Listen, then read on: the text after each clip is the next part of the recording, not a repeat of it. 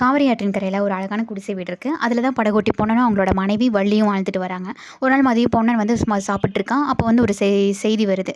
அந்த செய்தி வந்து கொடுக்கறதுக்காக பொன்னன் வந்து சாப்பிடாம எந்திரிச்சு ஓடுறான். அது என்ன செய்தி அப்படின்னா, ஒரு 4-5 வருஷமாகவே இவங்களோட மகாராஜா காஞ்சி நரசிம்மவர்ம சக்கரவர்த்திக்கு கப்பம் கட்டல.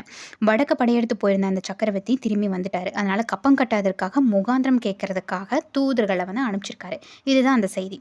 இந்த செய்தியை கொண்டு போய் பொன்னன் வந்து மன்னன் கிட்ட தெரிவிச்சிட்டான். இந்த செய்தி கேட்ட உடனேயுமே மன்னரும் வந்து புறப்படுறாரு, உறையூருக்கு வந்து புறப்படுறாரு.